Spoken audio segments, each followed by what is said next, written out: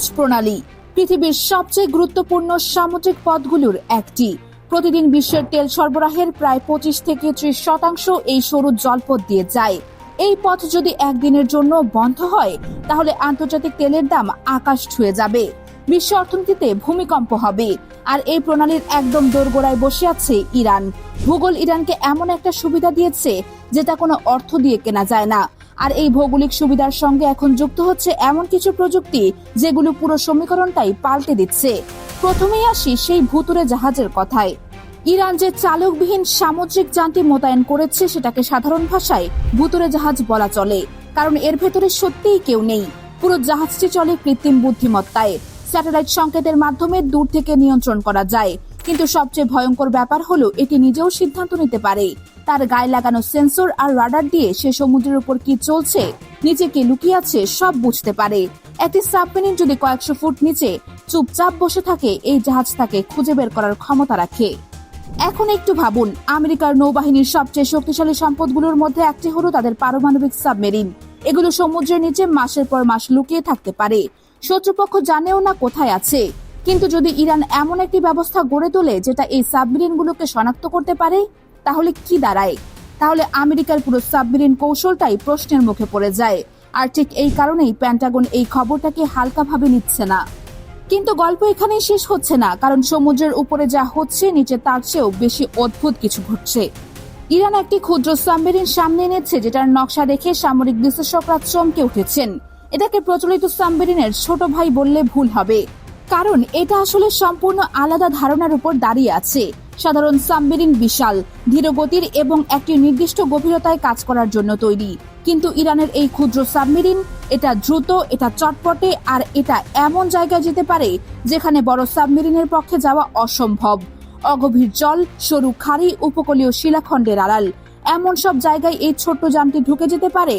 আর সবচেয়ে মজার ব্যাপার, এটি পানির উপরেও চলে, পানির নিচেও চলে। মাত্র 8 জন ক্রু নিয়ে এটি কাজ করতে পারে, আবার দরকার হলে রিমোট কন্ট্রোলে দূর থেকেও চালানো যায়। এখন একটু ভাবুন, হরমুজ প্রণালীর মতো সরু জলপথে যদি ইরান এরকম কয়েকশো ক্ষুদ্র সাবমেরিন ছেড়ে দেয়, তাহলে শত্রুপক্ষের বড় যুদ্ধজাহাজগুলো কিভাবে চলাচল করবে? একটি বিশাল এয়ারক্রাফট ক্যারিয়ার যখন এই প্রণালী দিয়ে যায়, তখন সে হয়তো একটি বা দুটি বড় সাবমেরিনকে মোকাবেলা করতে পারবে। কিন্তু যদি চারদিক থেকে অসংখ্য ছোট ছোট সাবমেরিন এসে ঘিরে ধরে, এটাই ইরানের কৌশল, ঝাঁক আক্রমণ, ইংরেজিতে যাকে বলে সোয়ার্ম ট্যাকটিক্স, বড়কে ছোট দিয়ে পরাস্ত করা। আর এই সোয়ার্ম ট্যাকটিক্সের কথা যখন উঠল, তখন চলে আসে ইরানের সবচেয়ে চমকপ্রদ প্রযুক্তির কথা, ড্রোন সোয়ার্ম। শব্দটা শুনতে সাধারণ মনে হতে পারে, কিন্তু এটা যা করে সেটা সাধারণ কিছু না। কল্পনা করুন, আকাশে একসঙ্গে কয়েকশো ড্রোন উঠছে। তারা কোনো মানুষের নির্দেশে চলছে না, তারা নিজেরা কথা বলছে। একটি ড্রোন বলছে আমি পূর্ব দিকটা দেখছি, আরেকটি বলছে আমি পশ্চিমে যাচ্ছি, তৃতীয়টি বলছে আমি একটা সন্দেহজনক কিছু দেখতে পাচ্ছি, আমি কাছে যাচ্ছি। এই পুরো সমন্বয় হচ্ছে কৃত্রিম বুদ্ধিমত্তার মাধ্যমে। কোনো মানুষ বসে বসে কয়েকশো ড্রোনকে আলাদা আলাদা নির্দেশ দিচ্ছে না, ড্রোনগুলো নিজেরাই সিদ্ধান্ত নিচ্ছে। আর এখানেই ভয়ঙ্কর ব্যাপারটা। ধরুন শত্রুপক্ষ একটি ড্রোন ধ্বংস করলো, তাতে কিছুই হলো না, বাকি ড্রোনগুলো সেই ড্রোনের কাজটা নিজেদের মধ্যে ভাগ করে নিল। আর 10টা ধ্বংস করলো, তাতেও কিছু হলো না, কারণ ঝাঁকের শক্তি কোনো একটি ড্রোনের মধ্যে নেই, শক্তি পুরো ঝাঁকের মধ্যে ছড়িয়ে আছে। এটা ঠিক যেমন আপনি একটি মৌমাছিকে মারতে পারবেন, কিন্তু পুরো মৌচাককে, সেটা একেবারেই আলাদা গল্প। এখন পর্যন্ত পৃথিবীতে যেসব দেশ ড্রোন সোয়ার্ম প্রযুক্তি নিয়ে কাজ করেছে তাদের তালিকাটা খুব ছোট। আমেরিকা, চীন, ইসরায়েল, হাতে গোনা কয়েকটি দেশ। আর এই তালিকায় এখন ইরানের নামটাও উঠে এসেছে। এটা কোনো তাত্ত্বিক গবেষণা না, এটা মাঠে নামানো হয়েছে। হরমুজ প্রণালীতে টহল দিচ্ছে, কাজ করছে, আর এটাই পশ্চিমা বিশ্বকে সবচেয়ে বেশি অস্বস্তিতে ফেলছে। কিন্তু ইরান শুধু আকাশ আর সমুদ্র নিয়ে থামেনি, তারা মাটিতেও এমন কিছু নিয়ে এসেছে যেটা দেখে মনে হবে বিজ্ঞান কল্পকাহিনী থেকে বেরিয়ে এসেছে।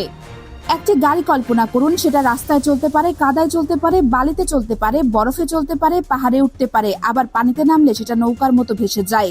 এটা ইরানের অ্যামফিবিয়াস ভেহিকেল।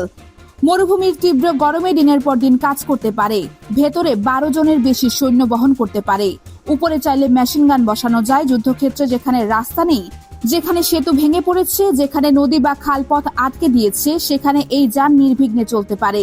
কিন্তু আসল চমকটা এখনো বাকি। ইরান একটি চালকবিহীন যুদ্ধ রোবট তৈরি করেছে। হ্যাঁ, আপনি ঠিকই শুনেছেন, রোবট, যেটার ভেতরে কোনো মানুষ বসে না। যেটা নিজে থেকেই চলে, নিজে থেকে পথ খুঁজে নেয়, নিজে থেকে শত্রু শনাক্ত করে আর নিজে থেকে সিদ্ধান্ত নেয় কি করতে হবে। আর শরীরে লাগানো ক্যামেরা, সেন্সর আর কৃত্রিম বুদ্ধিমত্তার সমন্বয়ে এটাকে একটি চলমান গোয়েন্দা কেন্দ্রে পরিণত করেছে। যে এলাকায় সৈন্য পাঠানো মানে নিশ্চিত মৃত্যু, মাইনফিল্ড, রাসায়নিক দূষিত এলাকা, শত্রুর ঘাঁটির একদম সামনে।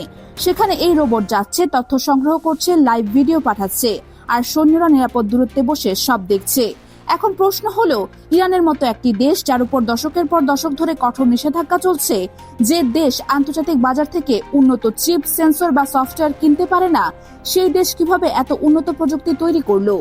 আর এখানেই আসল গল্পটা শুরু হয়। নিষেধাজ্ঞা যখন একটি দেশের উপর চাপানো হয় তখন দুটি জিনিসের একটি ঘটে, হয় সেই দেশ ভেঙে পড়ে, নয়তো সেই দেশ নিজের পায়ে দাঁড়াতে শেখে। ইরান দ্বিতীয়টি বেছে নিয়েছে। যখন তারা বিদেশ থেকে যুদ্ধবিমান কিনতে পারলো না তখন নিজেরা ড্রোন বানালো, যখন আধুনিক ট্যাঙ্ক পেল না তখন রোবোটিক যান তৈরি করলো, যখন স্যাটেলাইট প্রযুক্তি কিনতে বাধা এলো তখন নিজেদের মহাকাশ কর্মসূচি চালু করলো। এই প্রক্রিয়ায় ইরান এমন একটি দেশীয় সামরিক শিল্প গড়ে তুলেছে যেটা পুরোটাই স্বনির্ভর। তাদের হয়তো আমেরিকা বা রাশিয়ার মতো সবচেয়ে উন্নত প্রযুক্তি নেই, কিন্তু তাদের কাছে যেটা আছে সেটা হলো যথেষ্ট ভালো প্রযুক্তি, যেটা তাদের নির্দিষ্ট ভৌগোলিক পরিবেশে অত্যন্ত কার্যকর। আর এখানেই ইরানের কৌশলের আসল চমক। তারা আমেরিকার সঙ্গে প্রযুক্তিতে সমানে সমানে প্রতিযোগিতা করছে না, সেটা অবাস্তব। তারা যেটা করছে সেটা হলো নিজেদের এলাকায়, নিজেদের পরিবেশে, নিজেদের শর্তের লড়াইয়ের প্রস্তুতি নিচ্ছে। হরমুজ প্রণালী তাদের বাড়ির উঠোন, সেখানে তাদের ছোট সাবমেরিন, তাদের ড্রোন ছাক, তাদের চালকবিহীন জাহাজ, এগুলো আমেরিকার $বিলিয়ন এয়ারক্রাফট ক্যারিয়ারের এমন সমস্যায় ফেলতে পারে যেটার সমাধান পেন্টাগনের কাছে এই মুহূর্তে নেই। এবার আসি আকাশের কথায়, কারণ ইরান শুধু সমুদ্র আর মাটিতে থামেনি, তাদের আকাশ প্রতিরক্ষাতেও একটি বড় পরিবর্তন এসেছে। ইরান একটি বিশেষ ধরনের রাডার বিমান উড়াচ্ছে। সাধারণত এই ধরনের বিমানের উপরে একটি বিশাল গোলাকার ডিস্ক থাকে যেটা ঘুরতে থাকে। আপনি হয়তো আমেরিকান অ্যাওয়াক্স বিমানের ছবি দেখেছেন, উপরে বড় একটা থালার মতো রাডার বসানো, কিন্তু ইরানের এই বিমানটা আলাদা। এর উপরে প্রচলিত ডিস্ক নেই, তার বদলে রয়েছে সম্পূর্ণ ভিন্ন ধরনের অ্যান্টেনা ব্যবস্থা। বিশেষজ্ঞরা মনে করছেন এই ধরনের অ্যান্টেনা আরো বেশি এলাকা কভার করতে পারে এবং শনাক্ত করা তুলনামূলক কঠিন।